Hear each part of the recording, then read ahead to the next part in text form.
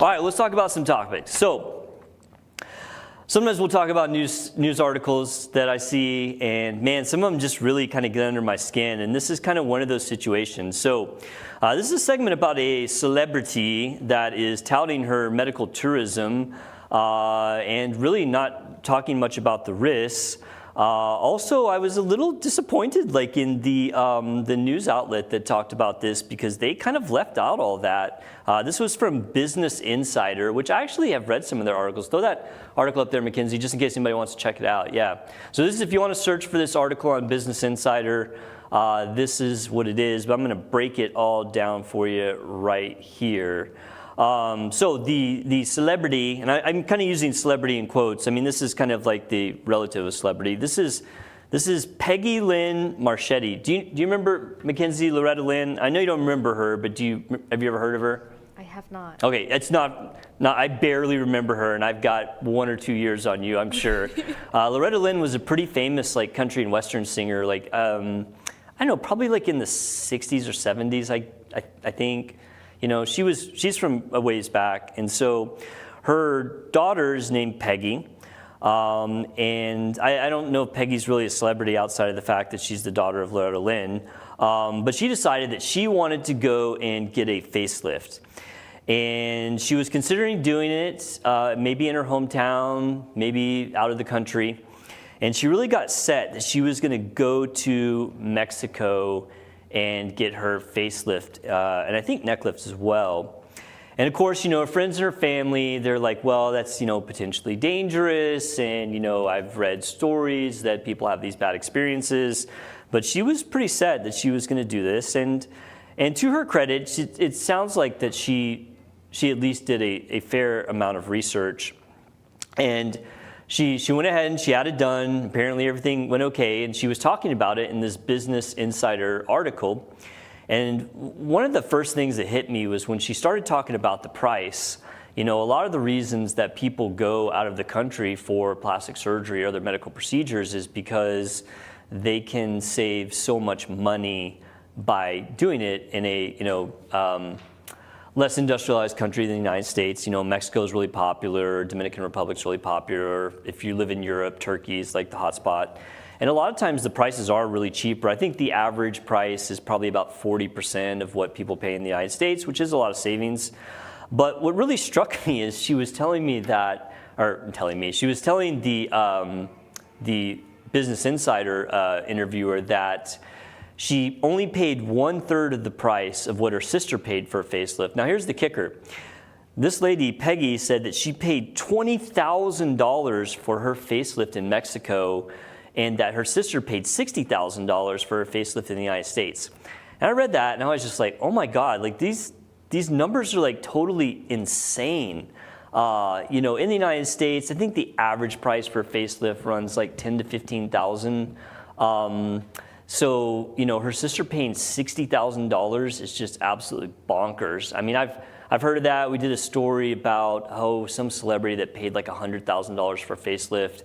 You know, there are a couple people that get in with like the celebrity crowd, and they, you know, get this following, and they can command those like absolutely ridiculous prices. But, you know, the average price for these really in the United States is not that much. I think I was trying to remember in our practice, and I'm not known for doing facelifts, but I do a fair amount. Like, they're just really not that complicated to do. And so even though it's not my area of expertise, I still do quite a few. I think we charge like $10,000 or $11,000 for a facelift. So for her to pay $20,000 in Mexico was just absolutely crazy. Like, was the quality different? Well, you know, it's funny because, and I'm going to talk about my beef with medical tourism, but I went and I tried to look up her doctor, and I don't remember his name because really I don't want to like advertise people going out of the country, because in general it is a bad idea. But, you know, the guy that did her surgery seems legit, but definitely not, one, anyone I'd ever heard of, and two, that had any training that was really unique. In fact, when I looked through his training, you know, he did basically 6 years of surgical training versus me, I did 8. Now, that doesn't mean a whole lot, except that, you know, I mean, his training was really bare bones, to be honest, for plastics. You know, in the United States, like, I mean, when I was going through, it was 7. Then they did come up with integrated programs that were 6, kind of like he did. I did 7, plus I did another training program specific to cosmetic, but more tailored to breast and body stuff. Gotcha. So, I mean, anyway, I don't think that she got a bad quality facelift. I mean, you know, for her credit, she at least picked a surgeon that seems legit. And I'm going to go into a little bit more of that because I do have a lot of beefs with medical tourism in general. So she ended up staying 14 days post-operative, which is good. I mean, most people who do medical tourism don't stay that long. They'll go and have their surgery, they stay a couple, 3 days, and they go back home, which is one of the problems, as I'm going to talk about in a minute. And, you know, I mean, she apparently did have a pretty good experience. And so I don't have a problem with her, you know, like telling people that. But I don't know, I think that it's a little disingenuous to candy coat like all of the research on this, because this is something that has been studied pretty extensively about people going out of the country. So I'm going to give my issues with medical tourism. I mean, I've talked about this a million times. Because you may not have heard me talk about it because you've only been on a time or two. So feel free to weigh in if I say anything and you're like, okay, is that really a big issue? Sounds good. All right, so my first issue with medical tourism is that it's basically impossible for the average person to verify the training credentials and certifications of both the surgeon and the facility. I think it's hard for people to do that within the United States. And when you add the extra layer of it being a foreign country, then it's basically impossible. And to that point, I looked up this surgeon, as I said, and it does appear that he did what seems to be a legit training program, but I cannot tell you anything about the training program that he attended outside of I think it's legit. He also did have some certifications, but I have no idea if those are the recognized and legitimate certifications for plastic surgery in Mexico.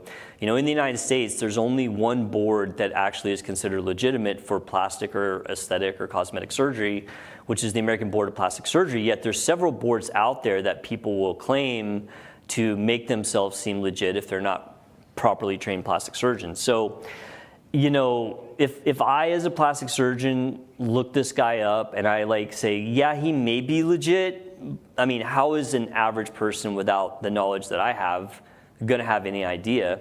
And, you know, then that goes into like, where is the person operating? Is that place legit? And so, you know, I talk all the time about the difficulties of navigating these certifications within the United States.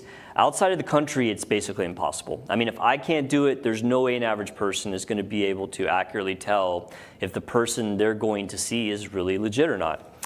And don't they have different boards, you know, like a cleanliness Right. ranking and things like that too? Yes, that would probably go more toward like the facility. You know, like here in the United States, I think the facility I work at has 3 certifications. It's like Quad A, SF, and AAHC. I mean, I don't even remember them all. I recognize them when I see them, like, oh yeah, that's the legitimate board. So yeah, there's certifications for facilities to make sure that they're doing what's considered the standard to make surgery safe. I have no clue whatsoever what those are in a foreign country. Right. No idea. And it didn't even mention, I don't remember where he did his procedures. Like, these things are important. Like, where someone does their surgery is just as important as who's doing it. Absolutely. And so again, I could not figure it out from looking at this. So yeah, that's a big problem, I think, with that, or the biggest problem is, you know, verifying legitimacy. The second is just the research on this. I mean, I've looked at these studies, you know, a lot on, are the complication rates, you know, higher outside of the United States? And as a whole, they for sure are. However, it gets confusing because what happens is, and we just did a segment on this, I think 4 or 5 months ago, you'll get specialized facilities. There's one place in Colombia that's actually a pretty legit place to get plastic surgery. And so they released this study of their patients.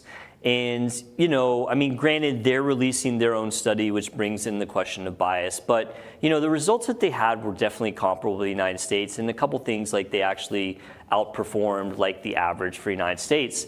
And of course, the news media picked it up and said, oh, look, this big study shows that, going out of the country is safer than having surgery in the United States. Well, I mean, that's not really true. That's like a specialized center that is basically releasing the study to make themselves look good, and it doesn't necessarily give you the reflection of the experience as a whole, which is actually bad. There's tons of studies out there that look at what is people's experience as a whole, and the complication rates are definitely higher. And more worrisome, one of the biggest studies, which is a meta-analysis I looked, I think it was done in 2022, over 50% of the complications that people see when they go out of the country is infection. Like here in the United States, infection is almost a non-factor. I mean, we count infections on how many years has it been since we've seen a legit infection. I mean, if you're a well-trained surgeon using the methods that should be done in a facility that is, doing all the things they need to do, the infection rates are, less than 1% generally. So, the complications are definitely a problem. I see that too. I at least 1 or 2 times a month, I'll get a call about somebody who went out of the United States and is having a complication from plastic surgery, and will we see him, or they're in the hospital and can I see him? I mean, as many as I see in just one small area, that they're out there. And what are the most common complications? Well, I mean, depending on which study you look at, infection is one of the biggest, which again, in the United States is not an issue. I mean, I don't want to say it's not an issue, but it's an issue that is very, very minimized. Okay. But healing problems, fluid collections, tissue loss, infection. But yeah, most studies show that infection's the number one, which is weird. It shouldn't be like that. I mean, again, I'll pick just one surgery I do, which is breast augmentation. In 16 years of doing breast augmentation surgery for cosmetics, I've had 1 implant get infected, and that's that's over 1,000 implants. Yeah. Tummy tucks are a little bit. We'll see a tummy tuck infection maybe every couple years. And I do on average 1 a month. So I'm sorry, 1 a week, not 1 a month. Like this week I did 2. 3 weeks ago I did 4 in a week. Wow. Our infection rates are next to nothing. Going back to the complications for medical tourism, one of the biggest problems that happens is, as I stated earlier, a lot of these patients go and have surgery. They do 1 checkup, maybe 2 or 3 days after surgery, and they go home. And the problem is the majority of complications occur after the patients have already left the country.